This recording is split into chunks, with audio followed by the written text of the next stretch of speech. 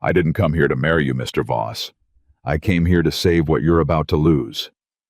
She dropped a 40-pound blacksmith's hammer on his porch, and the whole ranch seemed to flinch. Caleb Voss had posted an ad for a wife. What stepped off that stagecoach was something the frontier had no name for a woman who worked. Iron buried her own past and looked at his dying land like she already owned its future. If you love stories where the strong survive and the broken rebuild, subscribe. Now stay with me to the very end and comment the city you're watching from so I can see how far this story travels. "You're late," Caleb said, because he didn't know what else to say. The woman set her boot on the bottom step and looked up at him with eyes the color of cold slate. "The stage is late. I'm exactly where I planned to be." "I posted for a wife. You posted for help. You dressed it up as a wife because that's the only kind of help a man like you knows how to ask for." She wiped dust from her mouth with the back of her wrist. "Where's the forge?"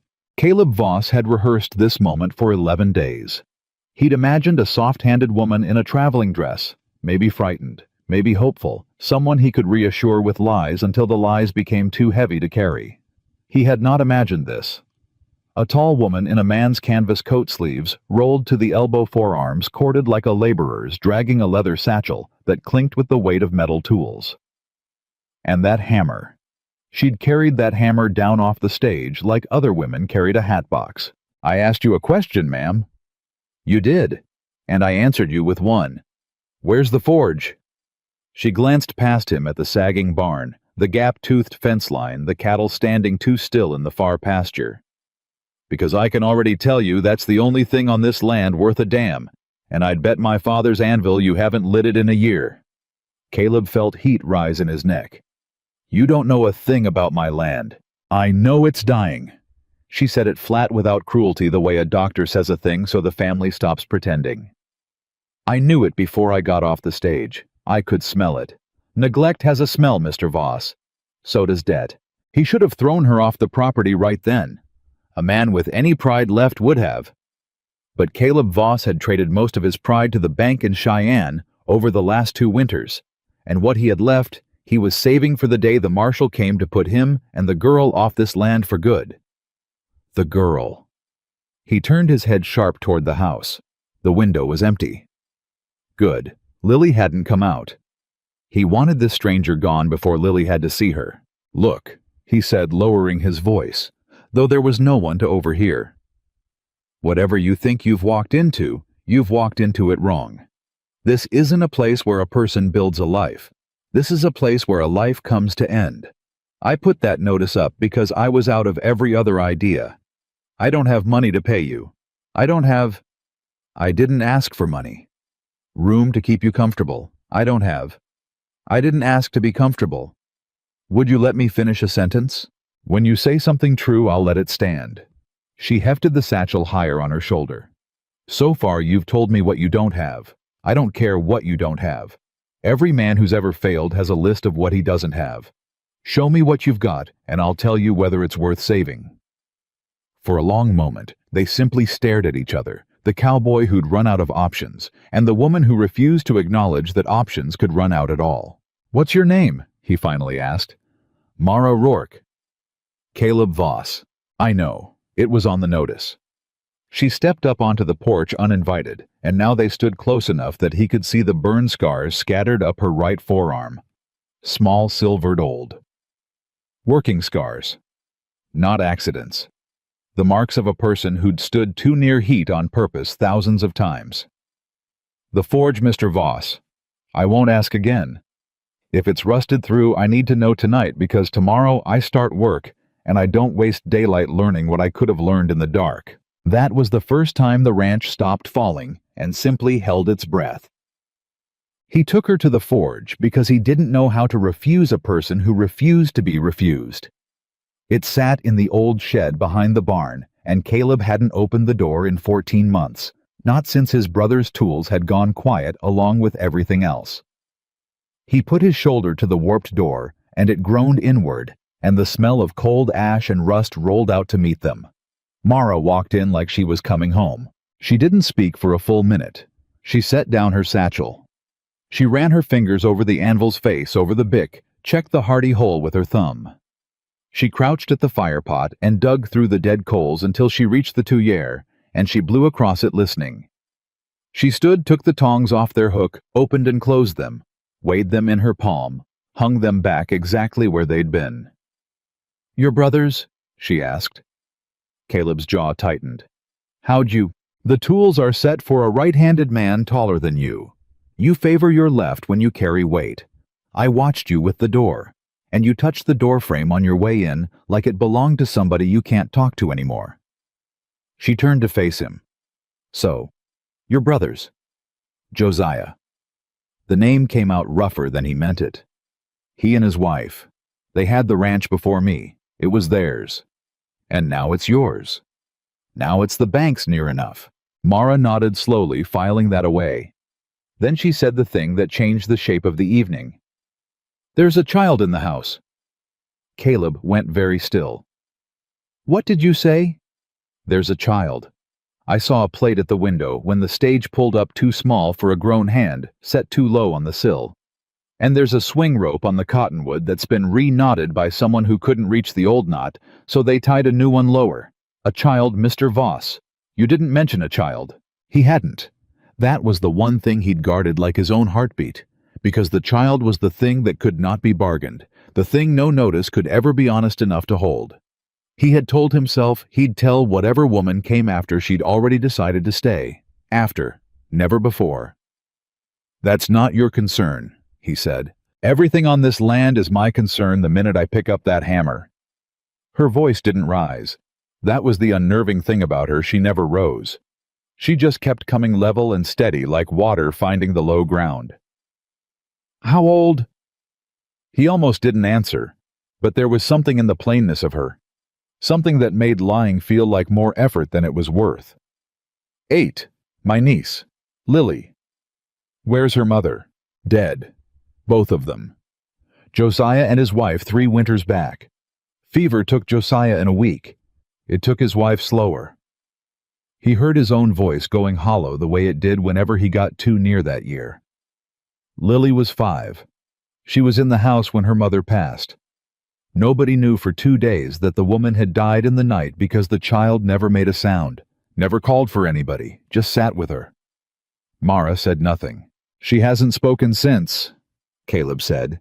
3 years, not one word. Doctors in Cheyenne said her voice would come back when she was ready. She's never been ready. So no ma'am, I didn't put a mute child in a wife wanted notice because there isn't a woman alive who reads that and gets on a stage. He expected pity. He'd learned to expect pity and to hate it. What Mara Rourke gave him instead was a question. Does she watch things work? Does she watch a person work with their hands? The question caught him so far off guard he answered before he could think. Yeah. She used to sit with Josiah in here, when she was little. She'd sit on that stool and watch him for hours. Then leave the door open, Mara said, and picked up her hammer. She did not sleep in the house that night. She slept in the shed on a bedroll she pulled from her own satchel beside the cold forge, and when Caleb came out at first light with 2 cups of coffee, he didn't know why he'd poured the fire was already lit. Not just lit, roaring. The bellows sighed and the coals glowed white gold, and Mara stood over the anvil in a leather apron he hadn't seen her carry, hammering a length of iron that had been, until very recently, one of the broken hinges off the barn door. "You slept in the forge," Caleb said stupidly. "I slept next to the only warm thing on this ranch." She struck 3 times, turned the iron, struck again. Her whole body moved with it. Shoulders, hips, the pivot of her back foot, and the metal answered her folding, thinning, taking a shape. "By the way, your barn door's got 4 hinges. 2 are rust. 1's cracked. This last one I can save. After that, we'll talk about what's killing your cattle because it isn't winter and it isn't luck." Caleb set the coffee down on the workbench. He didn't drink his. He just watched her hands. "You always talk like this?" he asked. "Like the answer's already decided, and everybody else is running to catch up. When I'm right, yes." She quenched the iron in the slack tub, and it screamed steam. You want me to talk soft and pretend I'm not sure I can. My father did that his whole life, talked soft. Let men who knew half of what he knew tell him he was wrong. You know what soft talking got him? What? A pauper's grave and a daughter nobody in Cheyenne would hire. She hung the finished hinge on a nail to cool perfect and clean and turned to look at him with those slate eyes. So I decided a long time ago I'd rather be right and unwelcome than soft and starving. You can put me back on the stage if that offends you, but not before I fix that barn. That was the second time the ranch held its breath, and it was the moment Caleb Voss understood he was not dealing with a woman who needed rescuing.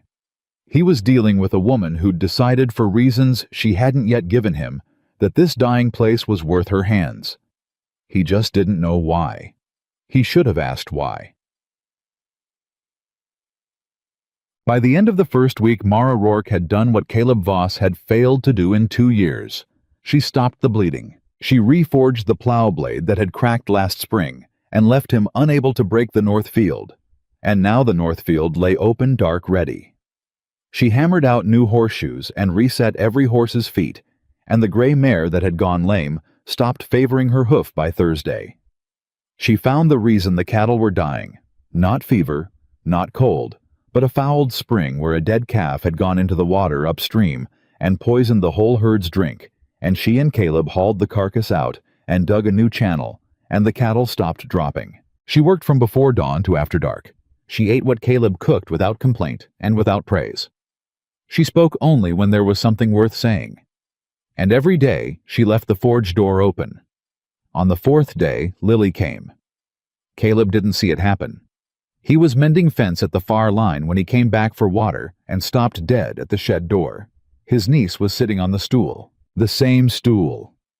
The child sat with her knees drawn up and her chin on her knees, watching Mara turn a bar of iron in the fire, and there was something on the little girl's face that Caleb hadn't seen in 3 years. Not happiness, he wouldn't have dared call it that, but attention. Aliveness.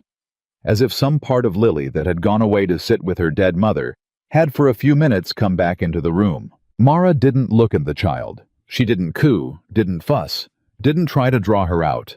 She simply worked and talked not to Lily, but out loud, the way a person narrates a task to no one. Now this part matters. Mara was saying, drawing the iron out orange. You can't hit it too hard when it's this color. Too hard and it cracks. You've got to know how tired the metal is before you ask it for more. Everything's got a limit. The trick isn't hitting harder. The trick is knowing when to let it go back in the fire. She slid the iron into the coals, and Lily watched the fire like it was telling her a secret. Caleb backed away from the door without a sound. He walked out past the barn and stood in the open field and pressed the heel of his hand against his own chest because something in there had come loose, and he didn't have a word for it. He'd posted an ad for a wife to save his land. He was beginning to be afraid he'd gotten something he couldn't afford to lose. That was the night he saw the rider. He'd gone out to check the herd after dark the way he did, and on the ridge north of the property, he saw a horse standing still against the last gray light. A man in the saddle, not moving, not coming closer, just watching the ranch. Caleb raised his hand. "Hey, this is private land." The rider turned his horse without a word and disappeared over the ridge. When Caleb got back to the yard, Mara was standing in the forge door, wiping her hands on a rag, and she'd seen the whole thing. "How long has that been happening?" she asked. "First I've seen it." "No, it isn't." She threw the rag over her shoulder. "There's boot prints along your east fence that aren't yours and aren't mine. Somebody's been walking your line at night, studying the same thing I studied the day I got here. What you've got, what it's worth. Except I studied it to save it." She looked toward the dark ridge. "I don't think he did." Could be a drifter. Could be somebody looking to steal cattle. Cattle rustlers don't sit still on a ridge letting themselves be seen. That man wanted you to see him. Mara's voice had gone quiet and hard. "He wanted you to know he's watching. That's not a thief, Mr. Voss. A thief hides. That's a man who thinks this land is already his, and he's just waiting for you to admit it." Caleb felt the cold go down his spine. "The bank," he said. "Foreclosure isn't for another 12 days. They wouldn't send somebody early. The bank might not." Mara turned and went back into the forge, but she stopped in the doorway and looked back at him, and for the first time since she'd stepped off that stage, there was something in her face that wasn't certainty. It was almost, he'd swear to it later, almost like recognition. Like she'd been waiting for that rider on the ridge, and now that he'd come some quiet dread of hers had proven true. "Get some sleep," she said. "We've got more work than days now," and she shut the forge door. That was the first time she'd shut the forge door. The next morning she was gone before dawn, and Caleb found her at the workbench with a ledger. His ledger. The one he kept the debt in, the one no one but him had ever opened. "That's mine," he said sharper than he meant to. "It's the ranch's, and I'm working the ranch." She didn't look up. She had it open to the loan pages, and she was running one finger down the numbers slow, and her face was doing something Caleb couldn't read. "Who's the bank officer holds your note?" "There's a name here, half rubbed out. Fella named Ansel Crow, loan manager at the Cattleman's Bank in Cheyenne." Caleb crossed the shed. "Why?" Mara went still. Truly still, in a way he hadn't seen from her.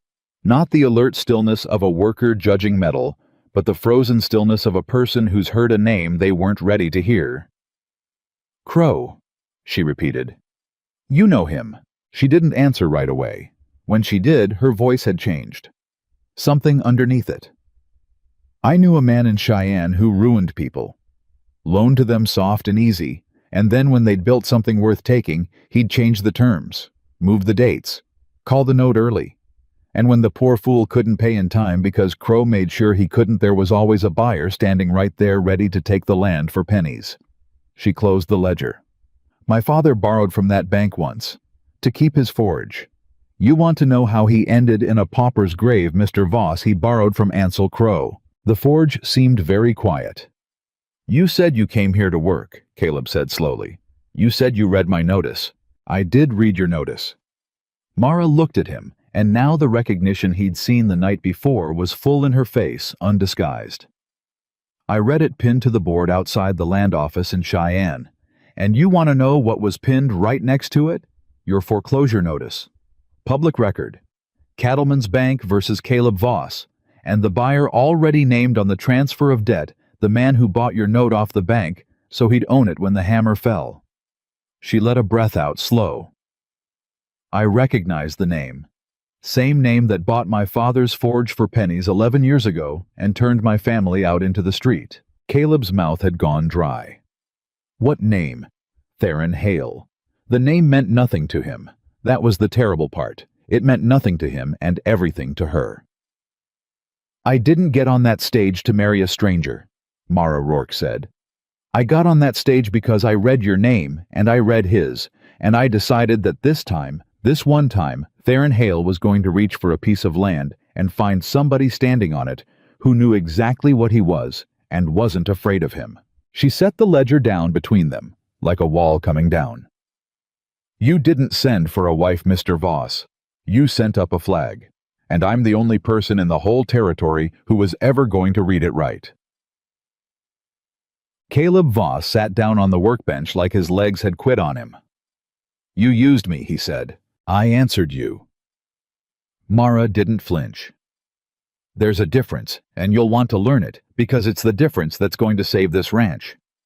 If you want to be angry that I've got my own reasons, go ahead. I've got my own reasons, but my reasons and yours point the same direction, and there's a man on your ridge who wants us pointed at each other." She leaned in. "So, you want to fight about who used who? Or you want to fight the man who bought your life for pennies before you ever met me?" He wanted to be angry. He had every right to be angry. She'd walked onto his land under one story, and here was another underneath it, and a man's pride. "He killed my brother's dream," Caleb heard himself say instead.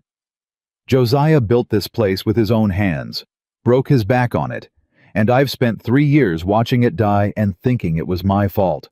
Thinking if I'd been a better man, a smarter man, I'd have kept it going. It was never your fault." Mara said it fast and hard, and it landed somewhere in Caleb that hadn't been touched in a long time. That's the trick of a man like Hale. He makes it feel like you're failing, like you just weren't good enough. My father died believing he wasn't good enough. He was the best blacksmith west of the Missouri, and he died thinking he was a failure because a man in a clean coat told him a story about numbers. Her voice cracked once and she caught it. I'm not going to let that story be told twice. Not to you, not to that little girl in there. At the mention of Lily, both of them went quiet. She likes you, Caleb said softer. She likes the fire. She likes the rhythm of the work. It's the only thing on this ranch that's steady. Mara looked toward the house. Children who've lost everything need one thing more than they need love, Mr. Voss. They need something that doesn't stop. A drumbeat. A hammer that keeps hitting. That's what I can give her. That's the only thing I know how to give anybody. She turned back to him. But it won't matter if we lose the land. If Hale takes this place, she loses the fire too. She loses the last steady thing she's got. You understand me? This isn't about your pride, and it isn't about my father anymore. It's about whether that child gets to keep the one thing that's holding her together. Caleb looked at his hands. Then he looked at the anvil and the tools set for a taller man, and the door his brother had walked through 10,000 times. 12 days, he said. 11 now. 11 days to earn enough to pay a debt that took 2 years to bury me. No! Mara picked up the hammer. 11 days to make Theron Hale wish he'd never seen your name on that board. She weighed the hammer in her hand, and the morning light caught the old burn scars up her arm. You said you didn't have money. You said you didn't have room. You said you didn't have hope. I told you the first day I don't care what you don't have. Then what do we have? She smiled for the first time since she'd arrived. It wasn't a soft smile. It was the smile of a person who'd been waiting 11 years to swing at something. We've got a forge, she said, and I know how to use it better than anybody Theron Hale has ever crossed. Now go get the girl. If she's going to grow up on this land, she's going to learn what we're fighting for. Yeah. Lily came to the door of the forge when her uncle called, and she stopped on the threshold the way she always stopped, half in, half out, one hand on the frame, ready to disappear. Mara didn't turn around. She kept her back to the child and spoke to the iron. There's a stool right there, Mara said to no one. A person could sit on it.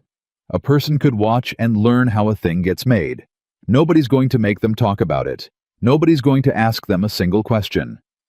But if a person wanted to know how you take something broken and make it hold weight again, she set a bar in the fire. This'd be the place to find out.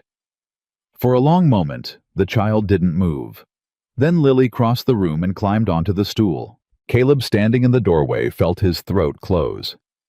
Mara drew the iron out glowing and set it on the anvil, and she raised the hammer, and she looked just once quick over her shoulder at the silent little girl watching her with her whole heart. Watch this part, Mara said quietly. This is where the broken thing decides to become something else.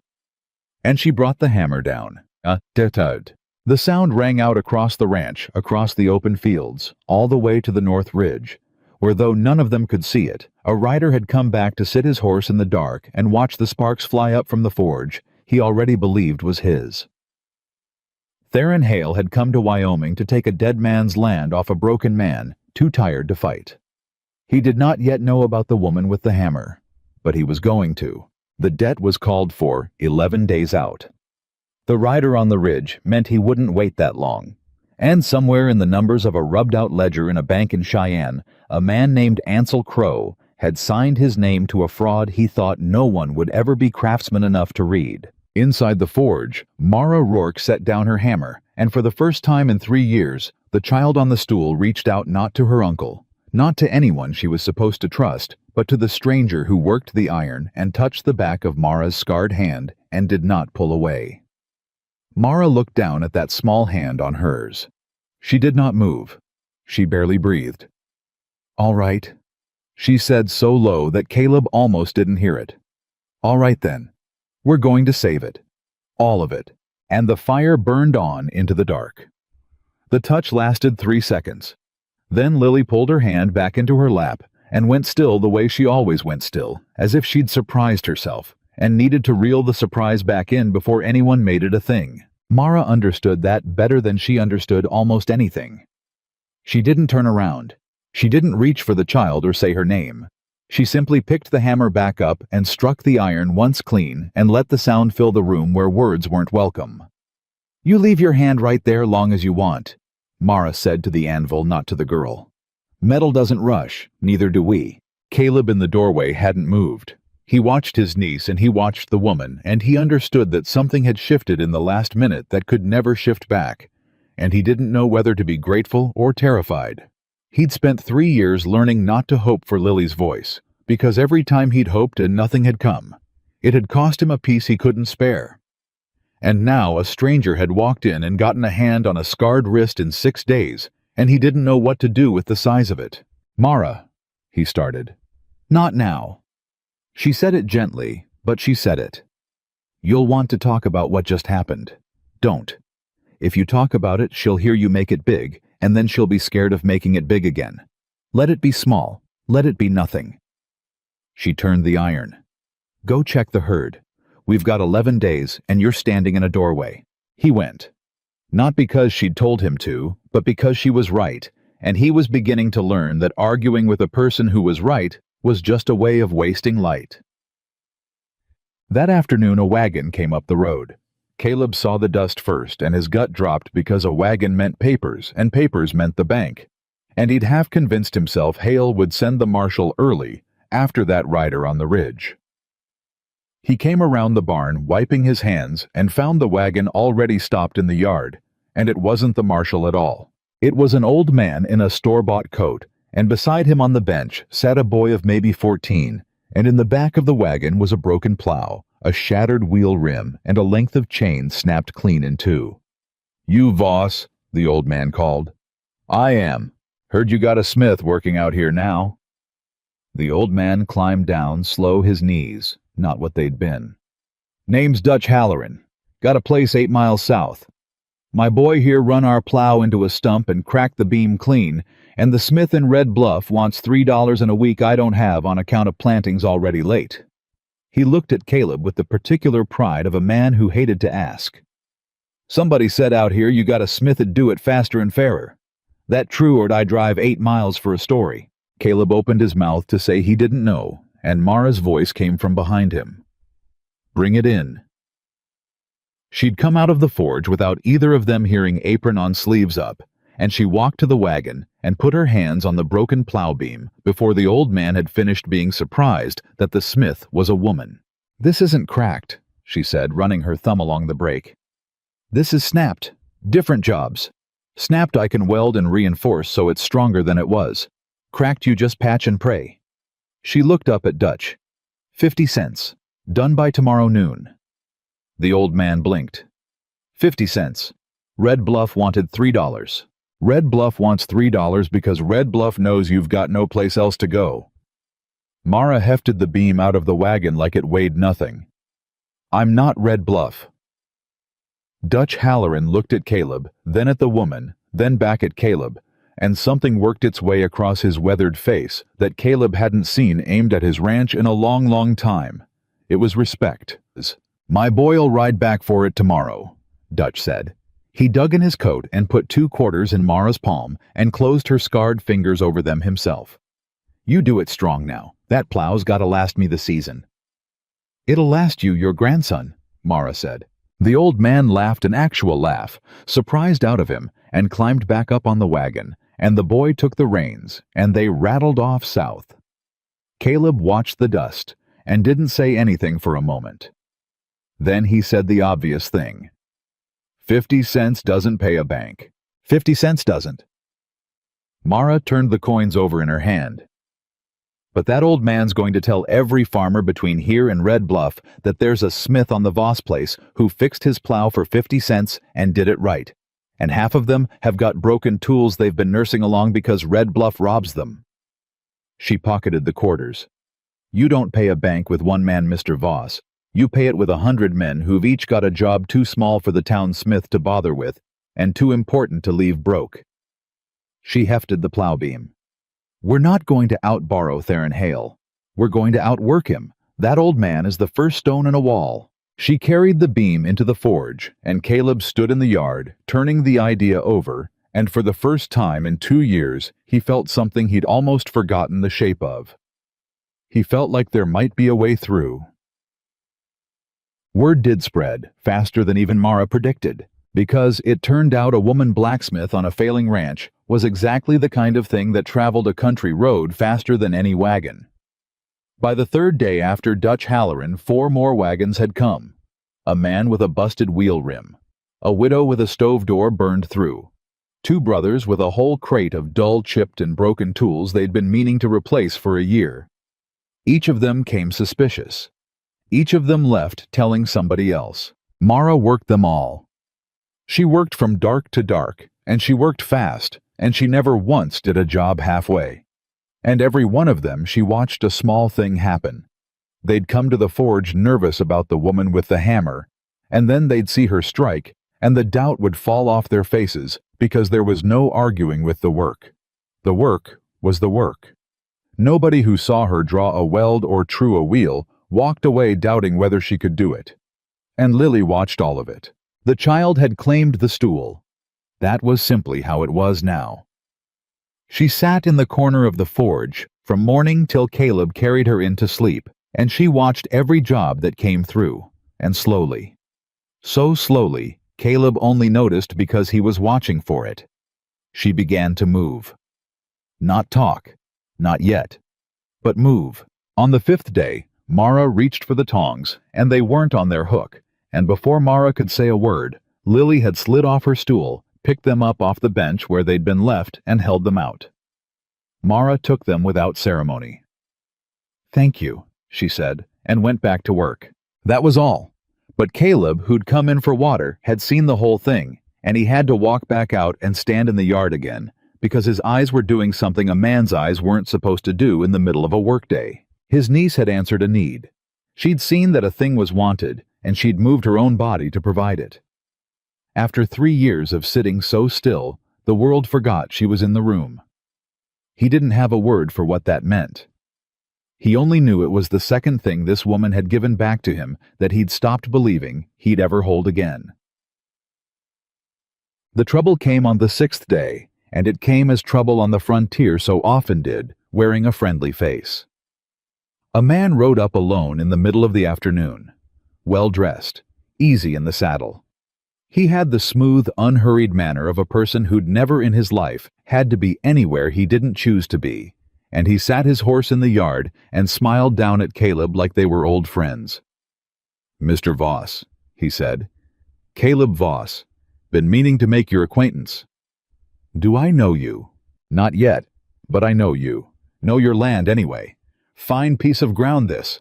Water timber, good grass. Man could do a lot with a place like this if he had the resources." The man swung down off his horse and put out a soft, clean hand. "Silas Pruitt. I represent certain business interests in the territory. Land mostly. Acquisition and development."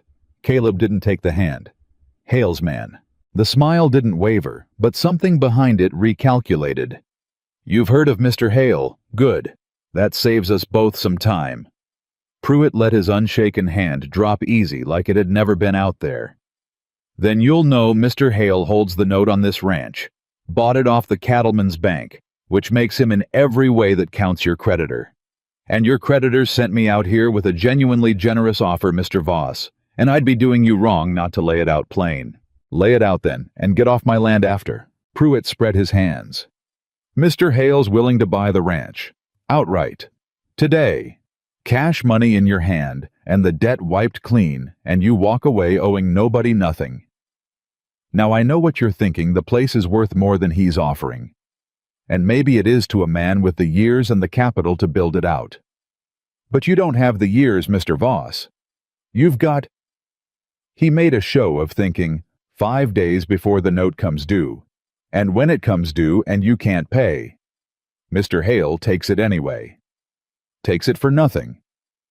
So the way I see it, he's offering to pay you for a thing he's about to get for free. That's not a threat, sir. That's charity. Caleb felt the old cold coming up in him, the 2 years of losing cold. How much? $400. The number hit him in the chest. $400. Josiah had put 15 years into this ground. His brother had died on it.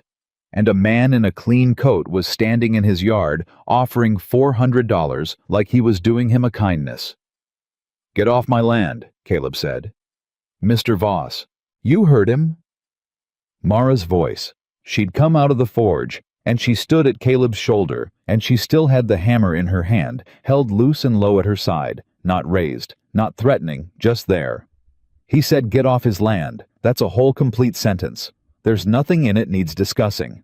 Pruitt looked at her, and his eyes did the thing every man's eyes did, the flick down to the apron, the scars, the hammer, the recalculation. "And you'd be the smith. Mr. Hale's heard about you too. Fella can't hardly ride the county without hearing about the lady blacksmith saving the Voss place one plow at a time." He smiled, and this time there was something under it. "Charming story. You know what happens to charming stories, ma'am? They end. 5 days, and this becomes Mr. Hale's forge. And I'd think a woman with your particular history would know better than most how that goes." Mara went very still. "My history," she said. "Cheyenne's a small town for a certain kind of memory." Pruitt gathered his reins unhurried, in complete control, a man who'd delivered exactly the blow he came to deliver. "Rourke, isn't it old Declan Rourke's girl? The smith who couldn't make his loan. I was just a clerk back then, but I remember. Everybody who was there remembers." He swung up into the saddle and looked down at her, and now the friendliness was gone entirely, and what was left was the plain, patient cruelty of a man who's holding all the cards and enjoys letting you see them. "Mr. Hale took your daddy's forge for a song, and he's going to take this one too.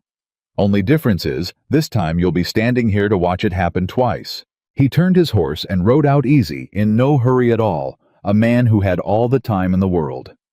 Mara watched him go. Her knuckles had gone white around the hammer. "Mara," Caleb said quietly. "He knew my name." Her voice was flat controlled, and underneath the control was something that scared Caleb more than any shout. "Hale sent him out here knowing exactly who I am.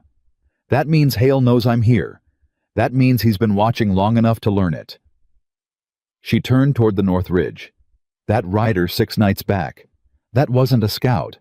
That was somebody sent to confirm a name, my name. And now that they've got it... She didn't finish. "Now that they've got it, what?" Caleb pressed. "Now they're not scared of foreclosure taking too long." Mara turned back to him, and there was a grimness in her face he hadn't seen. "A man like Hale doesn't want to fight. He wants a surrender. He sent Pruitt to see if we'd sell scared. We didn't. So the next thing he sends won't be an offer." She looked at the forge, at the child watching from its doorway, at the whole fragile thing they'd been building for 6 days. "The next thing he sends will be a way to make sure we've got nothing left to fight with." Chichikoi. She was right. It came 2 nights later. Caleb woke because the horses were screaming. He was up and moving before he was fully awake, boots on rifle off the wall, out the door into the dark, and the smell hit him before the sight did the sharp, oily, wrong smell of coal oil, where coal oil had no business being. He rounded the barn at a dead run, and there was light in the forge that shouldn't have been there, a wet gleam of a lantern turned low, and a shape moving inside.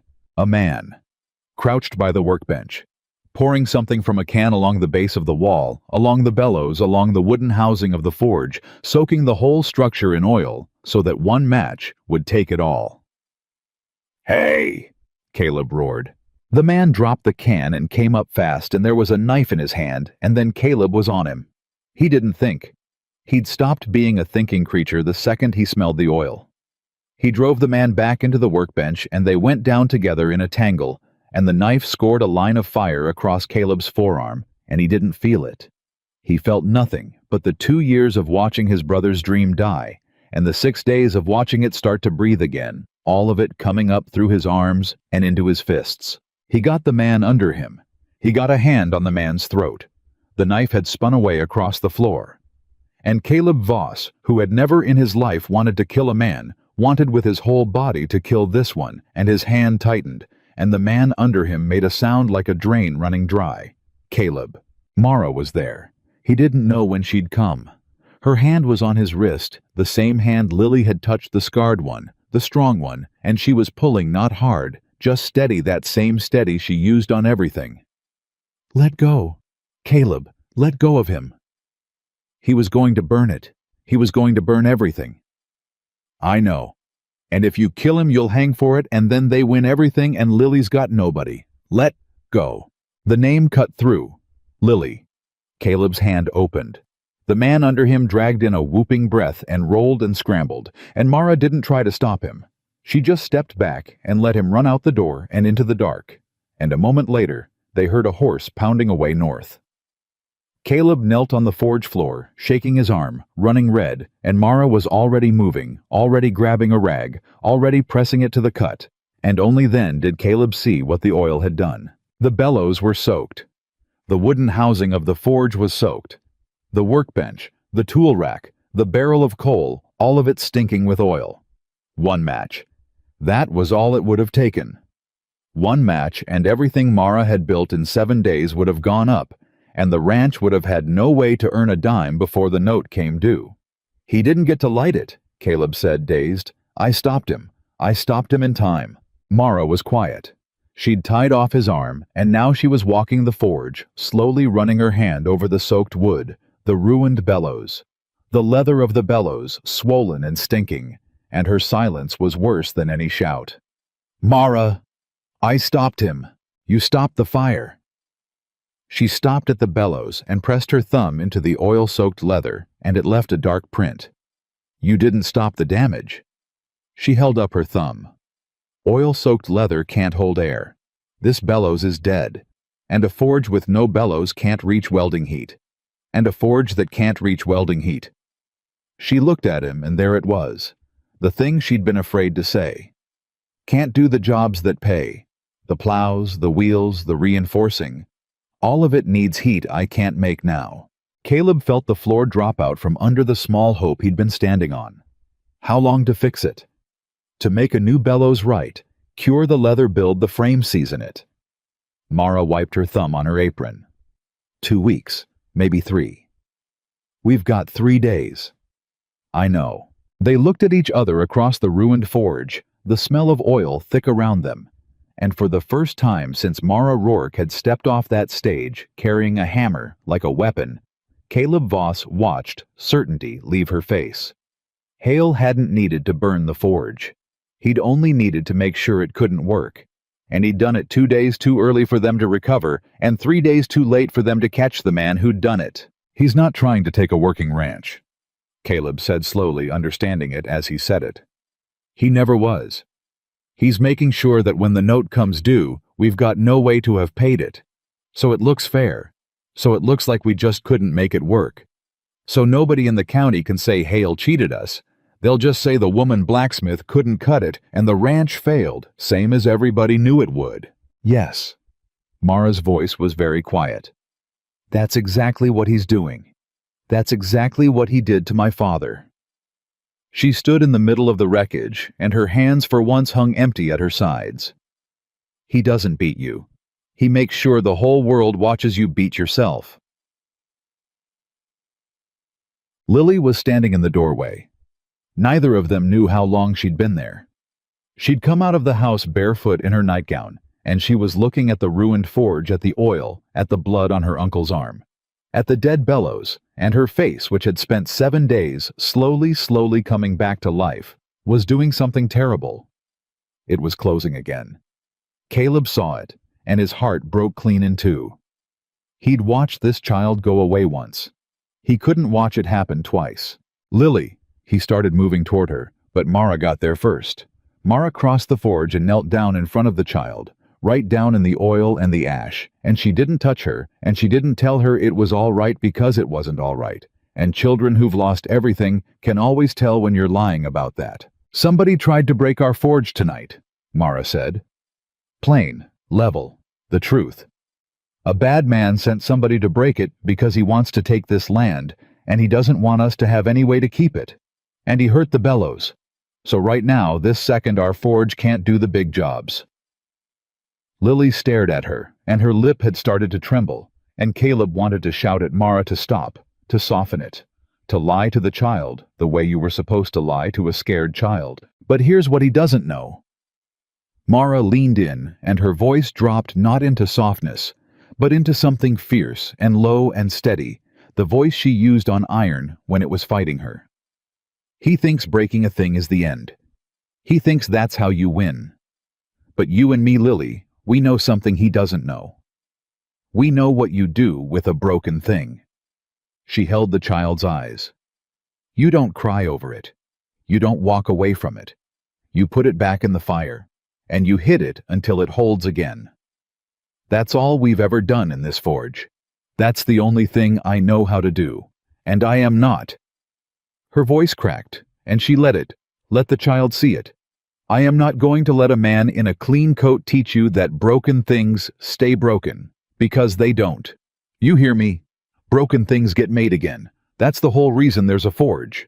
The child stared at her. And then Lily did the thing that none of them, least of all Mara, had earned yet. She stepped forward into the oil and the ash in her bare feet, and she put both her small arms around Mara Rourke's neck, and she held on. Mara went rigid. Her hands came up slow, uncertain. A woman who fixed things, and did not know how to be held by the thing she was fixing. And then her arms closed around the child, and she pressed her oil-stained hand to the back of Lily's head, and she shut her eyes, and over the little girl's shoulder she looked at Caleb. And Caleb saw, on the face of the strongest person he'd ever met, something he'd never expected to see there. He saw fear. Not fear of Hale. Fear of this. Fear of the child in her arms, and how much it had just started to matter. They didn't sleep. There was no sleeping after that. They carried Lily back to bed, and she went finally down into an exhausted sleep, and Caleb and Mara sat in the wrecked forge in the last dark before dawn, and Caleb bound his own arm properly, and neither of them spoke for a long time. Then Mara said, "There's another way to get welding heat." Caleb looked up. "The bellows are dead, but a bellows is just a way to push air. If I can't push air, I need a stronger draft, a taller stack. Rebuild the chimney of the forge, higher, narrow, the throat force the fire to pull its own air up hard." She was staring at the dead firepot, thinking out loud, the certainty coming back into her voice a piece at a time. "It's old work. My father showed me once and told me never to use it because it's slower and it eats more coal. But it works. It'd get me hot enough for the small jobs. Maybe hot enough for a weld if I'm patient and I don't rush it. How long to rebuild the stack? A day, if we start now and we don't stop. And the coal? You said it eats more coal." Mara went quiet. "How much coal have we got left?" Caleb pressed. "Enough for maybe 2 days of the old way." She met his eyes. "Which means every job I take on from here has to count. I can't afford a single wasted heat. I can't afford one mistake, one cracked weld, one job I have to do twice. Every strike has to land, Caleb, for 2 days. Or we run out of coal before we run out of debt." Caleb absorbed that. 2 days of perfect work on a crippled forge to earn against a note that had buried him for 2 years, with a man watching from the ridge who'd already proven he'd send a knife in the dark. "Then we'd better make it count," he said. And that was when the third thing happened that night, the thing that turned out to matter more than the fire or the bellows or any of it. Mara stood to start hauling brick for the stack, and she reached down for her satchel. The leather one she'd carried off the stage, the one that clinked with tools, and it had been kicked over in the fight. Its contents had spilled across the oil-slick floor. Tongs punches a set of files, and papers. Papers Caleb had never seen, folded tight, water-stained old. Mara moved fast to gather them, faster than she moved for anything, and Caleb saw her hands, her steady hands, the hands that never shook, shaking now as she scooped them up. "What are those?" he asked. "Nothing." "Mara." She stopped. She knelt on the forge floor with the papers clutched to her chest, and she looked at him for a long moment, weighing something, deciding something, and then she made a choice that Caleb would only understand the size of much later. "They're my father's." She smoothed one open on her knee with those shaking hands. "When Hale took our forge, he didn't just take the building. He took my father's books, his ledgers, everything. Said they were part of the collateral. And my father, before he died." She swallowed. "My father had made copies of some pages. In secret. Because he suspected something. He suspected the numbers Hale showed him didn't match the numbers he'd signed. He couldn't prove it. He didn't know enough about banking to prove it. He just knew in his gut that he'd been robbed with paper instead of a gun." She looked up at Caleb. "I've carried these for 11 years. I don't fully understand them, but I've read them 1,000 times, and I know one thing for certain. There's a name that shows up on my father's loan that shouldn't be there. A bank officer who signed off on terms my father never agreed to." Caleb felt the cold come up again, but different this time. Not the cold of losing, the cold of a door opening. "What name?" he said. Mara held up the water-stained page. "Ansel Crow," she said. "The same man who holds your note." The forge was silent. Outside, the first gray light was coming up over the ridge, where a rider had watched them for a week. "He did it to my father with paper," Mara said very quietly, "and he's doing it to you with the same paper. And for 11 years I couldn't read it well enough to prove it."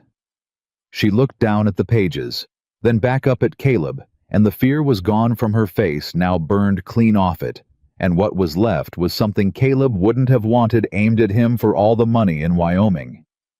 "But I've spent 11 years since then learning exactly what an honest ledger looks like. And a man who cheats one smith with paper—" She folded the pages and tucked them into her apron over her heart. "Cheats them all the same way. Which means whatever Crow did to my father, he did to you too. It's in your ledger, Caleb.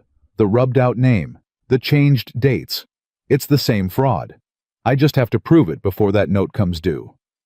She stood, and she picked up her hammer, and she picked up the first brick for the stack, and she turned to face the ruined forge her enemy had tried to kill in the dark. "2 days," she said. "Get the mortar. We've got a fire to raise and a thief to catch, and I mean to do both before the sun comes up on the day that man thinks he's going to take everything I love a second time." She stopped. She heard what she'd said. So did Caleb. Everything I love. She didn't take it back. She just set the brick down where it needed to go, and reached for the next one and got to work, and behind her unheard the door of the house creaked, and a small barefoot figure came back across the yard, in the gray light, to climb onto the stool and watch the woman with the hammer begin again to build the thing back up from broken. They raised the stack by noon. It took every hour of the morning, and both their backs hauling brick and mixing mortar with Caleb's cut arm burning under its wrapping.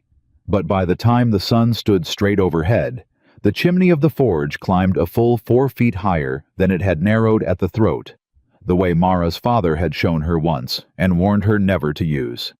And when Mara lit the fire and stepped back and watched the flame lean and pull and draw its own air up the tall, dark throat, the coals began to glow slow at first, then deeper, then that hungry gold that meant the fire had found its breath.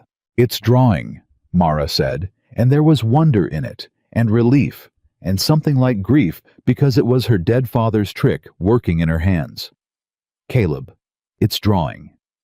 Hot enough. She held a bar in and watched the color climb. Cherry, orange, then the pale near yellow that meant she could work it. For the small jobs, yes. For a weld. She pulled the bar and studied it. "I'll have to nurse it. Bank the coal deep, wait longer, hit faster when it's ready. No margin. But yes." She looked at him. "Yes, we can work." And they did. Word had not stopped just because Hale had sent a man with an oil can in the dark. If anything, the trickle of wagons had become something steadier because the county talk had turned.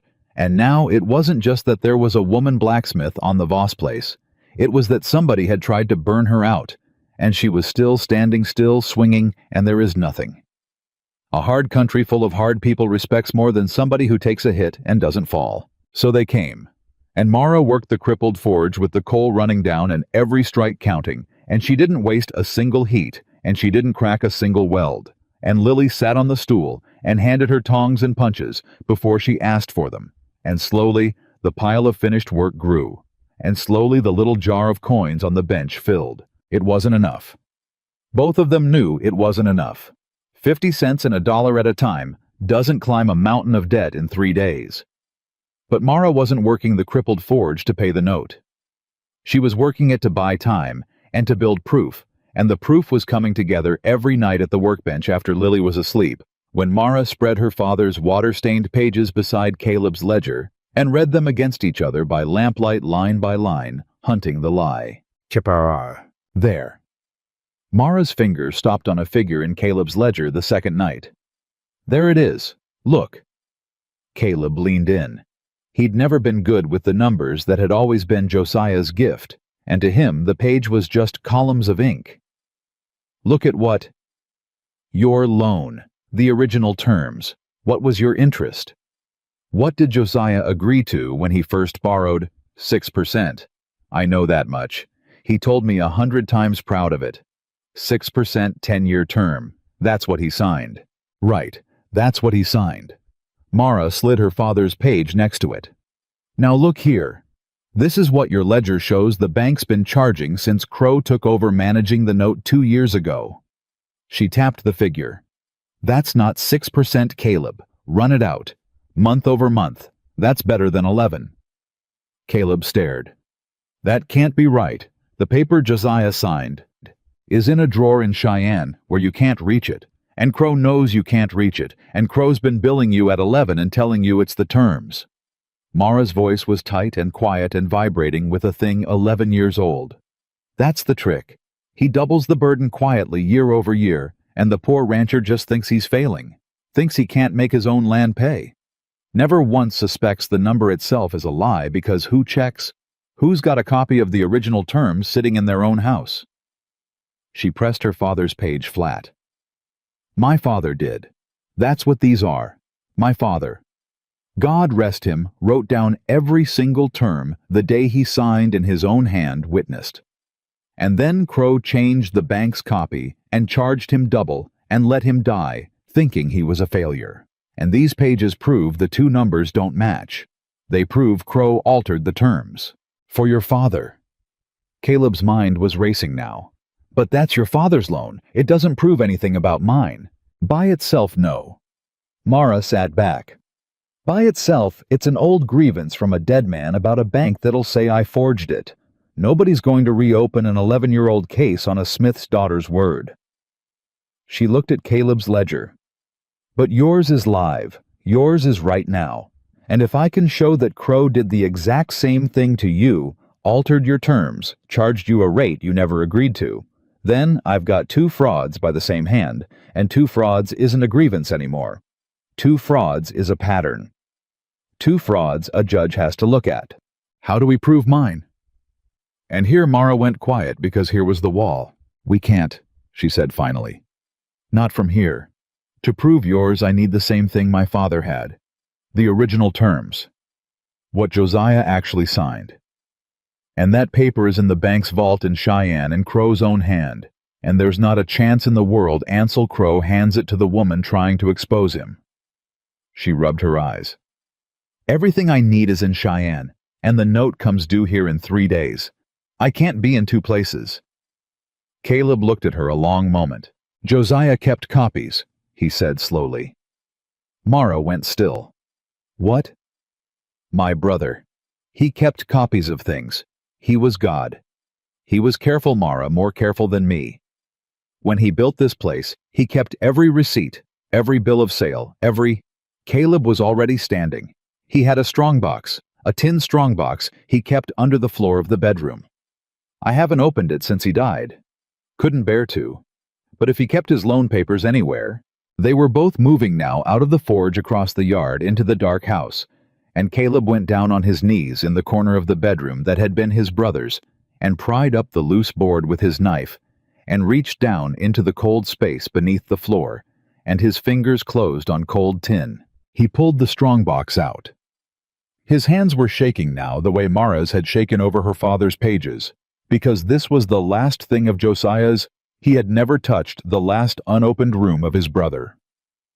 Open it, Mara said softly. He opened it.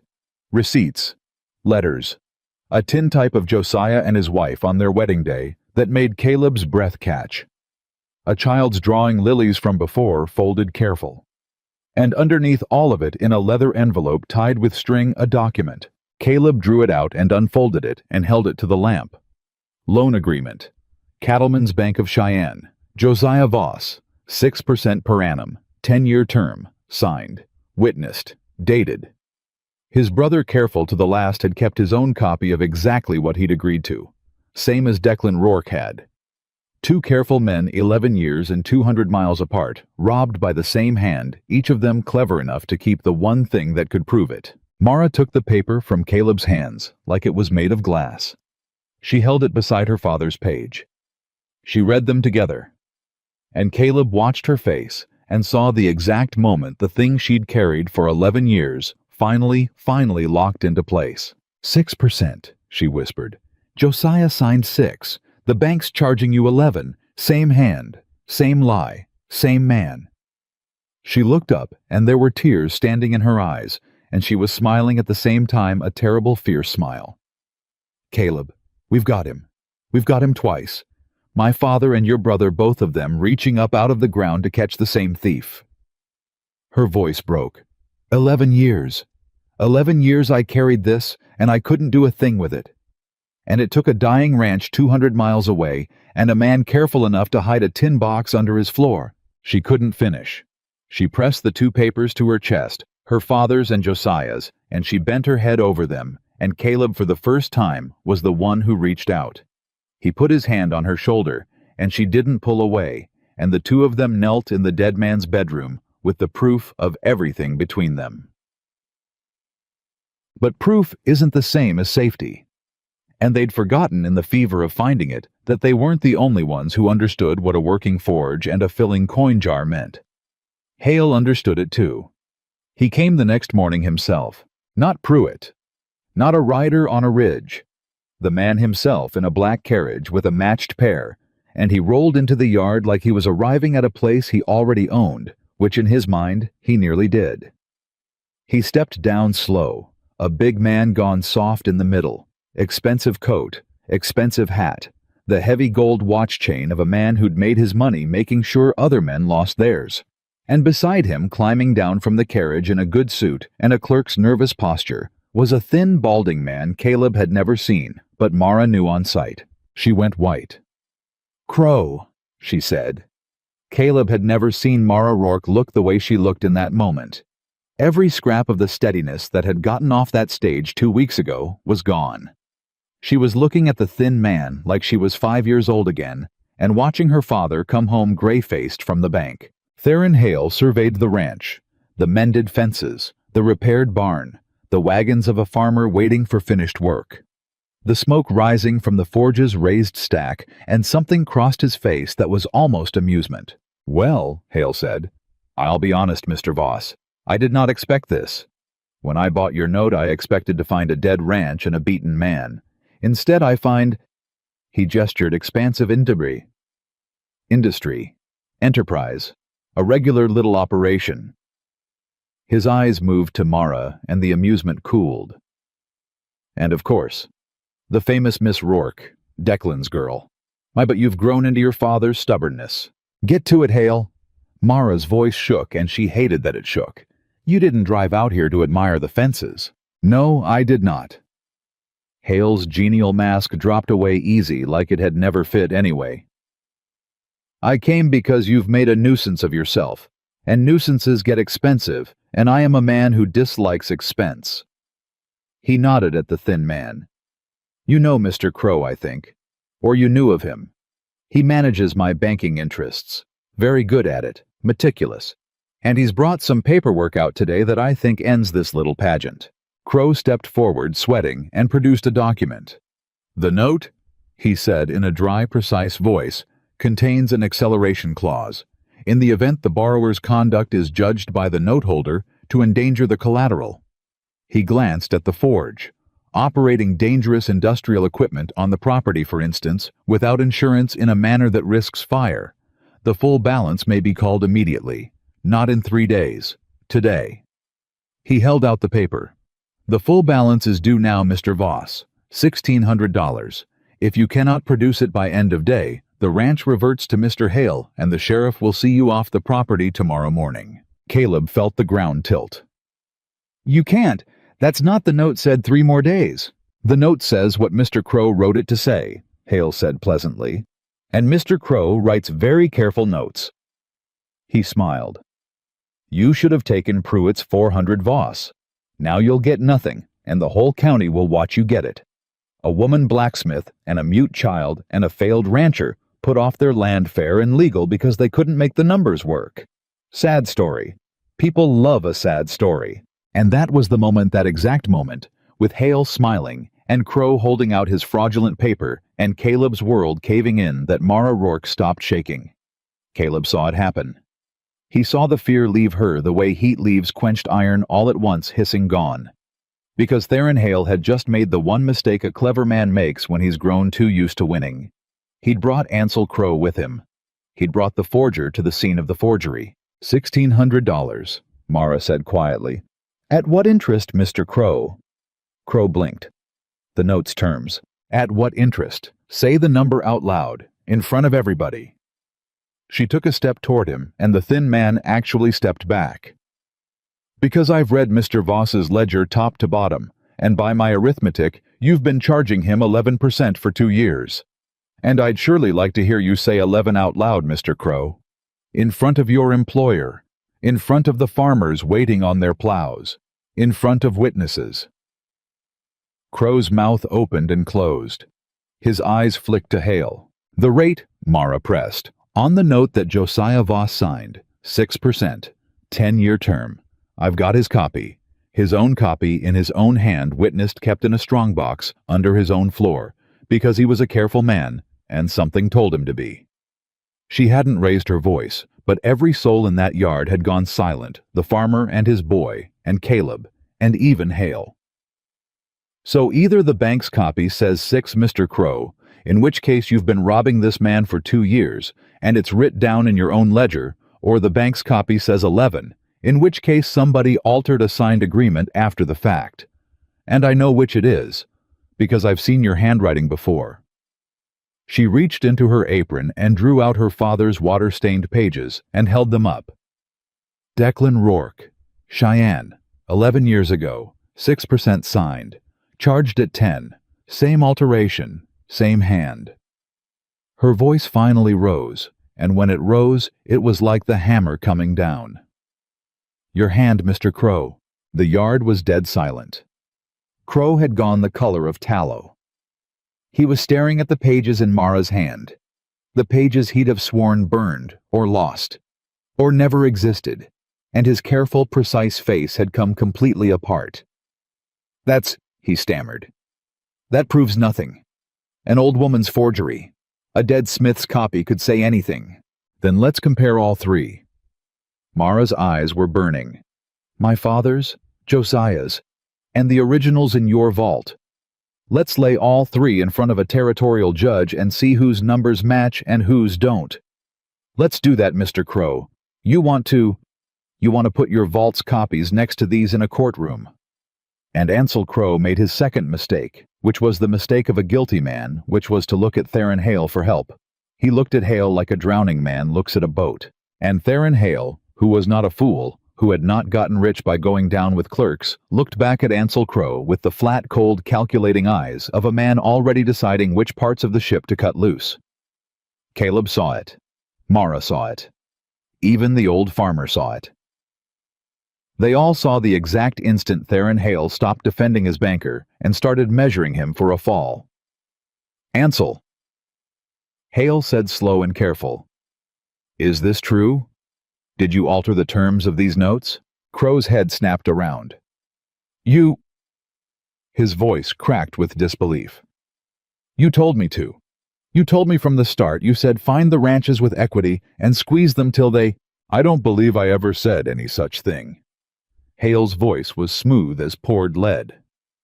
Mr. Voss, Miss Rourke, if what this woman says is true, and I'm as shocked as any of you, then Mr. Crow has been operating well outside my instruction and abusing my trust, and I'll be the first to call for a full and honest accounting. A judge, you say? By all means. Let us bring it to a judge." He turned to Crow, and his voice was almost gentle, which was the most frightening thing of all. "You'll want to get yourself a lawyer, Ansel." Crow made a sound like something small being crushed. And that was the twist that turned the whole thing over. Not that they'd caught Crow, but that the second they caught him, Hale threw him to the wolves without a flicker and let the entire yard watch him do it. Because to a man like Theron Hale, Crow had only ever been a tool, and you don't defend a tool. You drop it and reach for another, which meant the forgery was proven. But the man behind it was already stepping clear of the wreckage, clean, blameless, ready to swear on a stack of Bibles that his poor banker had gone rogue. They'd won the paper. They hadn't won the war. Hale's carriage rolled out an hour later, and it took Crow with it, a broken, sweating, ruined man who understood finally that he'd been the mark. All along, the fall guy stitched into the plan from the start, kept close precisely so there'd be somebody to blame when a blame was needed. "He'll swear I acted alone," Crow said to no one as they loaded him up. His precise voice had gone to gravel. "He'll have 3 lawyers and a judge in his pocket, and I'll have nothing, and I'll hang for the both of us, and he'll buy your land at the auction after, and never so much as—" He stopped. He looked at Mara, and there was something almost human in the ruin of his face. "Your father, Rourke. He came in every month for a year trying to understand the numbers. Polite. Always polite. Kept asking me to explain it to him, and I'd explain it wrong on purpose, and watch him nod and thank me and go home and try to make an impossible number work." Crow's voice cracked. "I've thought about him. More than you'd guess. I've thought about that polite man going home to fail on purpose because I set it up that way." He was pushed up into the carriage. "I'm sorry," he said. "For whatever it's worth 11 years late. I'm sorry." Mara didn't answer. She couldn't. She stood in the yard with her father's pages in her hand and watched the carriage take away the man who'd killed him with arithmetic, and Caleb came and stood beside her close, and neither of them touched, and both of them needed to. "He said it," Mara finally managed. "Crow, he said it in front of the farmer and the boy. That he explained it wrong on purpose. That's a witness, Caleb. That's a confession heard by witnesses." To Crow's fraud, not Hale's. No. Mara's jaw tightened. Not Hale's. Hale kept himself clean. Never signed a thing. Never wrote a number. Just told a banker in a private room to squeeze the ranches with equity, and now that banker's the only one who can say so, and Hale's already got him marked as a madman acting alone. She turned and looked at the forge where a small face was watching from the doorway, having heard every word. "We proved the fraud. We saved the note no judge is going to enforce 11% now. But the ranch still owes the honest debt. The real 6%. And Hale still owns that note. And the second the fraud shakes out and the number goes back to what's fair, he calls the honest debt." Caleb finished, the cold understanding settling in. "The real number, which we still can't pay, and then he takes the ranch anyway fair and square for a debt that was never a lie." "Yes." Mara's voice was very quiet. "That's exactly what he does. He loses the fraud and keeps the ranch. Unless—" She stopped. Her eyes had gone to the forge, to the coin jar, to the wagons, to the whole small enterprise she'd built out of 50-cent plow welds. "Unless we pay it," she said slowly. "The honest debt. The real 6% over the real term. It's a fraction of the 1,600 he was trying to steal. It's still more than we've got. But it's a number a working forge might reach if the whole county knew what Hale tried to pull, and every farmer for 50 miles decided the Voss place was where an honest man brought his broken tools." She turned to Caleb, and the fire was back in her, all of it banked hot and drawing hard up a tall, dark throat. "There's a Christmas market in Red Bluff in 2 days, biggest gathering in the territory before winter. Every farmer, every rancher, every soul with a coin and a broken thing all in one place." She gripped his arm. "We don't hide from this, Caleb. We don't wait for Hale to make his next move. We take everything I can forge in the next 2 days, and we take these papers, and we go to Red Bluff, and we tell the whole territory what Theron Hale is, and we sell every single thing we make, and we come home with enough to pay the honest debt and put this land so far out of his reach he'll never touch it again." Caleb looked at her. This woman who'd stepped off a stage with a hammer and a dead father's grievance, who'd raised his brother's forge from the ash and his brother's child from the silence, who was standing in his yard proposing they beat a rich man at the one game rich men always win. 2 days, he said, on a crippled forge, with the coal near gone. Then we'd best not waste a strike. Mara was already turning toward the fire, already reaching for the hammer, and behind her, Lily slid off the stool and picked up the tongs and held them ready, and the three of them stood in the doorway of the thing they'd built and refused to let die. "Get the wagon greased and the coal loaded. Everything we've got goes to Red Bluff." She set a bar in the coals and worked the fire until it pulled gold. Theron Hale wanted the whole county to watch us fail. She drew the iron out, glowing, and raised the hammer over her head. "Let's give them something to watch." And she brought it down. They worked through both nights. Mara didn't sleep, and when Caleb tried to make her, she looked at him like he'd suggested they stop breathing. So he stopped suggesting and started helping. And the two of them fed the crippled forge in shifts, banking the coal deep and waiting for the tall stack to pull the fire hot. And Mara worked faster than Caleb had known a human being could work, and never once cracked a weld. But it wasn't the plow blades or the horseshoes that Mara reached for when the market got close. Those paid, but they paid slow. And slow wasn't going to climb a debt in 2 days. "I need to make things people want, not just things people need," she said on the first night, turning a bar in the fire. "A farmer needs a plow and hates paying for it. But a woman standing at a Christmas market with a coin in her hand and her husband's arm through hers, she doesn't need anything. She wants, and people pay different for want than they pay for need." She drew the iron out. "My father taught me that too.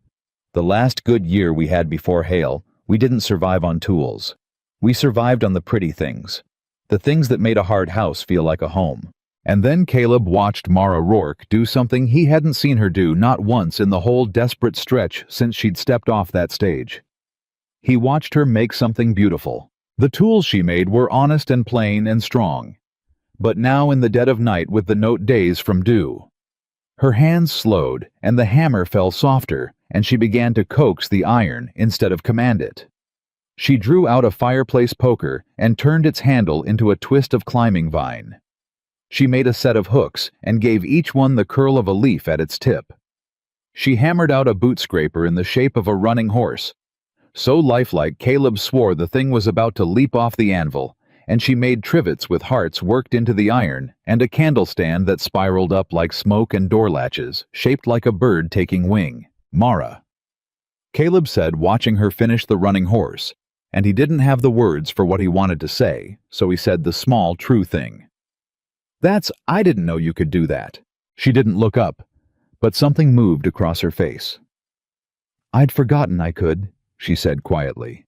"You do enough plow blades for enough years, you start to think that's all you are. A tool for making tools." She set the horse down and looked at it.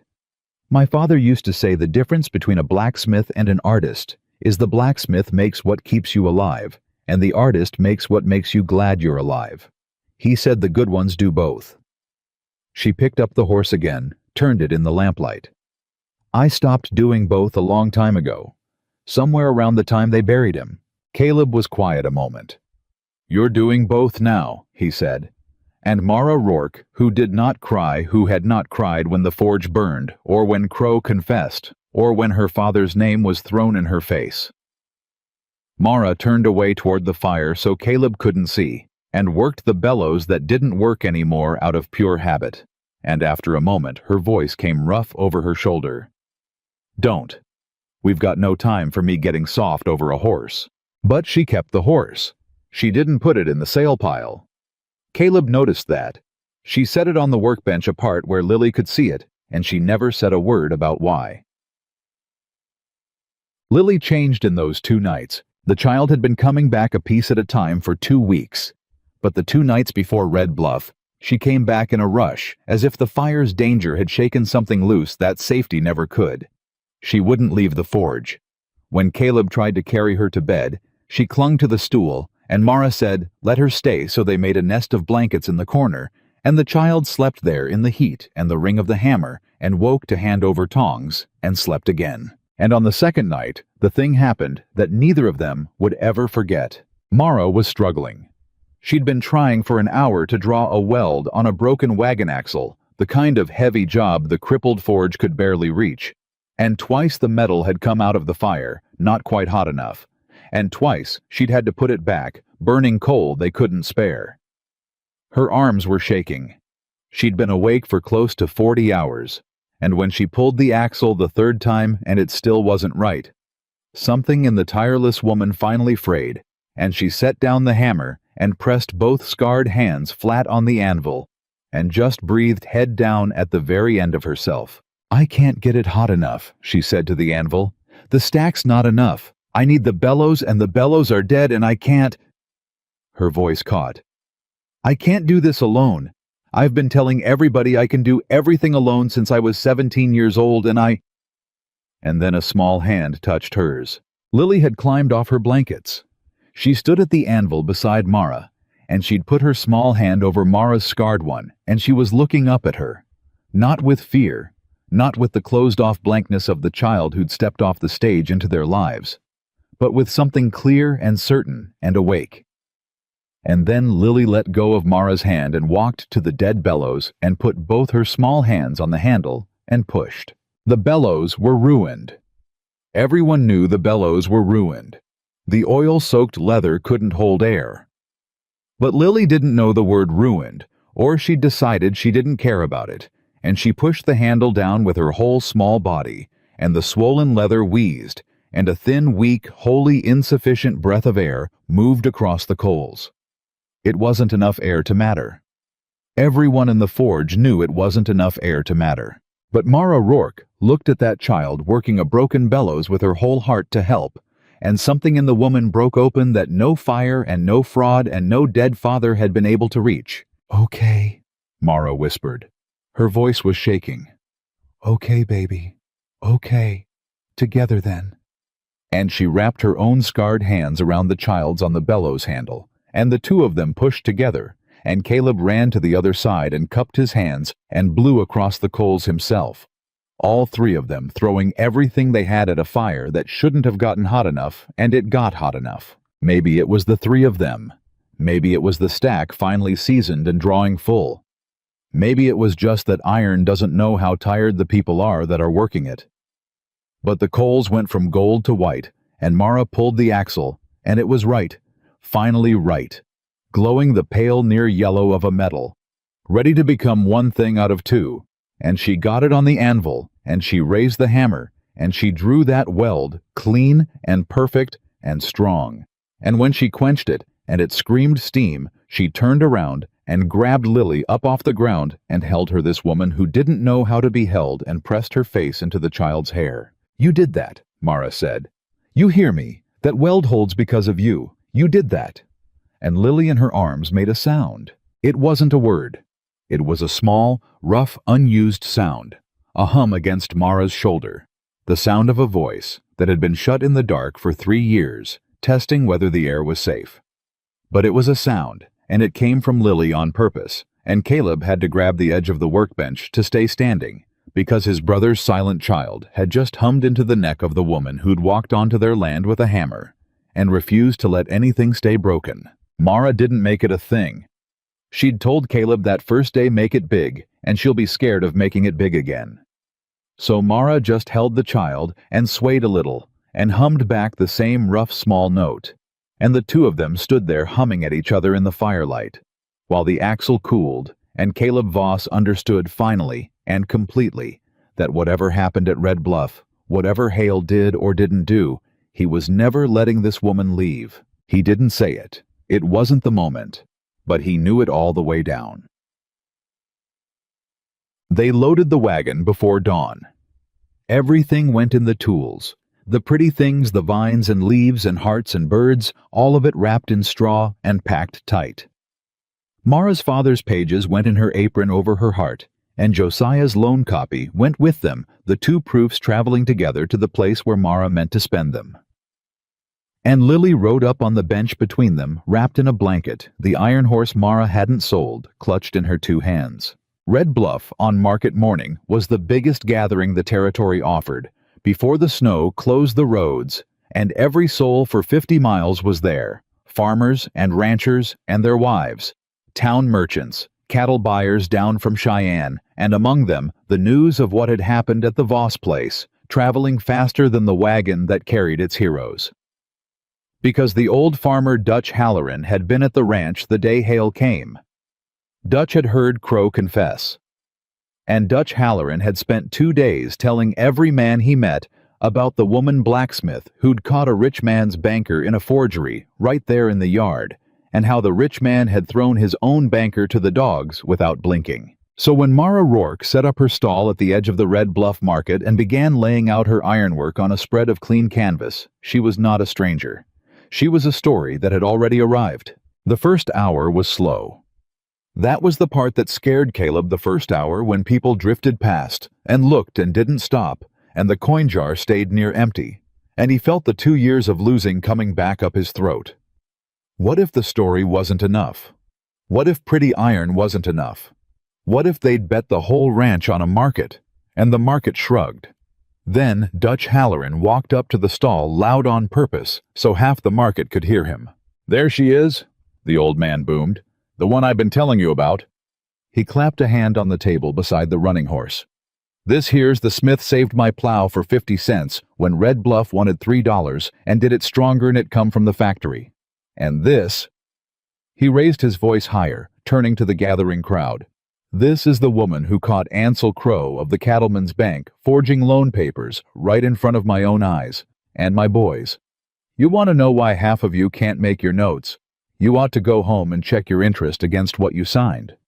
Because I'm telling you there's a thief in that bank and this woman caught him." The crowd, which had been drifting, stopped drifting. Because every farmer in that market had a note.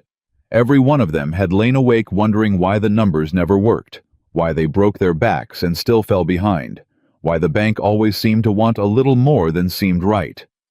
And here was a broad-shouldered old man they knew and trusted, swearing there was a reason and pointing at a woman who'd caught it. They crowded the stall, and once they crowded it, they saw the work. That was the thing Mara had been counting on all along, that the story would bring them close, but the iron would open their purses. Because you could doubt a story. You could not doubt the running horse. You could not doubt the vine-wrapped poker, or the bird-wing latch, or the way the leaf-tipped hooks caught the winter light. Hands reached out. Women picked up the trivets with the hearts worked in, and turned to their husbands with a look husbands have never in the history of the world been able to refuse. Men hefted the axes and the hooks, and felt the balance and the strength, and understood they were holding something better than the town smith had ever made. And Mara stood behind her stall exhausted past the edge of standing, and did the thing that turned it from a good day into the day that saved them. She told the truth about every piece. "That poker'll outlast your house," she told a woman. "I don't make anything twice. That one's the only one like it." And to a man testing a hinge, "You bury me and dig me up in 50 years, that hinge'll still swing true. I put my name on my work because I'm not ashamed of a single strike in it." They bought. God, how they bought. The coin jar filled and filled again, and Caleb ran the sales while Mara worked the crowd, and Lily sat on the wagon bench and watched her whole world, which 2 weeks ago had been silence and a dead ranch, turn into noise and coin, and people saying, "That woman, that's the woman," in tones of wonder. By midday, they'd sold more than the whole coin jar had held in 2 weeks. By early afternoon, Caleb counted the take behind the wagon and had to count it twice. And when he looked up at Mara, his face said everything. "It's enough," he said, hardly believing it. "Mara, the honest debt, the real 6%. If we sell through the afternoon, it's enough. We can pay it. We can pay Hale off clean, and he's got no note left to call, and no fraud left to hide behind, and no way on God's earth to touch this land again." Mara closed her eyes. Just for a second. just long enough for 11 years to move through her and out. Then we sell through the afternoon, she said. But Theron Hale had not gotten rich by losing gracefully. He came at the market's fullest hour, and he did not come alone. Caleb saw the crowd part before he understood why. Saw the ripple move through the market as people stepped back, and then there was Hale in his black coat flanked by 2 deputies with badges on their chests, and a thin, nervous man in a suit carrying a leather case. A lawyer by the look of him. And Hale walked straight to Mara's stall in front of the whole gathered county and stopped and smiled and let everybody get a good look before he spoke. "Miss Rourke," Hale said. "Mr. Voss, quite a crowd." "We're doing fine, Hale." Mara's voice was steady now. Whatever had shaken at the sight of Crow 2 days ago had burned off entirely. "Come to buy a poker." A few people laughed. Hale's smile tightened at the edges. "I've come," he said, raising his voice for the crowd, because Hale understood a crowd as well as Mara did, to put a sad rumor to rest. "It's come to my attention that this woman has been spreading a slander that my bank that I myself have somehow cheated the good people of this county, and I won't have it." He turned, playing to the market. "The truth is simpler and sadder. My banker Ansel Crow, a man I trusted, was found to have committed certain irregularities, acting entirely alone. The moment I learned of it, I turned him over to the law myself." He spread his hands, the very picture of the wronged, honest man. "So yes, there was a thief. But he's caught. Thanks in part to Miss Rourke, whom I thank sincerely. But she has taken a banker's private crime and tried to smear an innocent man with it me, and worse, she's used it to avoid a debt she legitimately owes." He nodded to the lawyer who opened the case. "The Voss note," Hale continued, "corrected now to its honest terms, the 6% Miss Rourke herself insists upon still stands, still owed, to me as the note holder. And with Mr. Crow's fraud exposed, the full corrected balance is due and payable." He smiled at Caleb. "Now, I'm told you've had a profitable morning, so I'll do you the courtesy in front of all these witnesses of allowing you to pay the honest debt right here, right now. $440, the true remaining balance at 6%. The smile widened, because here came the trap, and Hale sprung it with relish. "Of course, if you can't produce $440 this instant, well, then the note's in default, regardless of anybody's morning at market, and these deputies will accompany me to take possession of the property lawful and clean in front of everyone. So," he gestured grandly to the coin jar, "shall we settle up Mr. Voss right here? Can you produce $440? He'd done it perfectly. Caleb had to give the devil that. Hale had turned the whole thing inside out, cast himself as the honest man, Crow as the lone villain, and Mara as a slanderer dodging a fair bill. And now he was demanding in front of the entire county that they produce a sum right this second that no market stall could possibly have made in a morning. Except, Caleb looked at Mara. Mara looked at Caleb. And Caleb Voss started to smile. Because Theron Hale, so busy being clever, so certain no ranch could make $440 selling plow welds, had not troubled to ask how the morning had actually gone. $440, Caleb repeated. "This instant," Hale confirmed, savoring it. Caleb reached under the stall and lifted the coin box. The heavy one, the one he'd counted twice, and set it on the table with a solid, unmistakable thud of a great deal of money, and opened the lid so the front row of the crowd could see the silver and gold heaped inside. Hale's smile flickered. "Count it out, Mara," Caleb said quietly, and Mara counted it out. Onto the clean canvas in front of the deputies and the lawyer and the whole silent, craning county. Coin by coin. $440 and more beside it, the honest debt paid in full, and in public, with witnesses enough to fill a courthouse. "There's your money, Hale," Mara said, and pushed the counted stack across the table toward him. "The honest debt, every cent, paid in front of the whole county. You'll want a receipt. I'll want one too, signed, witnessed, marking the note paid in full, and the ranch free and clear." She held his eyes. "Go on, take it. That's what you came for, isn't it?" The honest debt? Well, here it is. Take your money and give us our paper and get off this territory. Theron Hale looked at the money. He looked at it the way a man looks at a thing that has just destroyed him. Because he had not wanted the money. He had never wanted $440 that was pocket change to a man like Hale. He'd wanted the land, the water and timber and grass worth 10 times the debt, and he'd wanted it for the price of a called note. The debt was only ever the lever. And now the county was watching, and the money was counted on the canvas. And if he refused it, if he tried to claim it wasn't enough or wasn't in time, every farmer in Red Bluff would see a rich man refuse honest payment to steal a family's land, and the story Dutch Halloran had been telling would stop being a rumor and become the gospel truth of the territory. Hale was caught, publicly completely by his own performance.